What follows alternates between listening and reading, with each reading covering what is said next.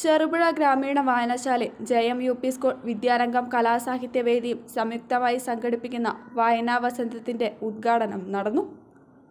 ജയം UP. School ഓഡിറ്റോറിയത്തിൽ ടി.ഐ. Madhusoodanan MLA. ഉദ്ഘാടനം ചെയ്തു. നിശ്ചിത എണ്ണം പുസ്തകം ഒരു കുട്ടി വായിക്കുകയും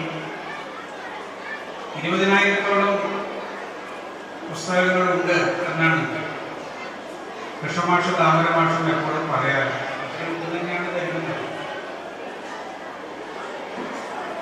2 മുന്നധ്യാപകരാണ് ഒരു ഗ്രാമീണ വായനശാല നയിക്കുന്നത്. അവർക്കറിയാം പുസ്തകത്തിന്റെ പ്രാധാന്യം.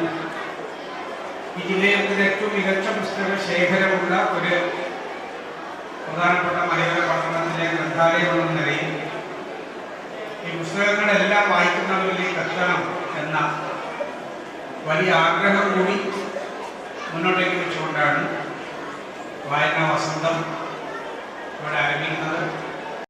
ചെറുപുഴ പഞ്ചായത്ത് പ്രസിഡന്റ് കെ.എഫ്. അലക്സാണ്ടർ അധ്യക്ഷനായി.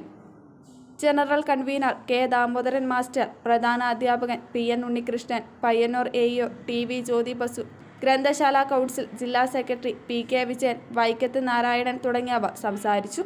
ചടങ്ങിൽ വായനാ പ്രതിജ്ഞ, ആസ്വാദനക്കുറിപ്പ് വിജയികൾക്ക് സമ്മാനദാനം, വായനാ വസന്തം വിശദീകരണം, എം.ടി. പതിപ്പ് പ്രകാശനം, മികച്ച വനിതാ വായനക്കാർക്ക് സമ്മാന വിതരണം എന്നിവയും നടന്നു.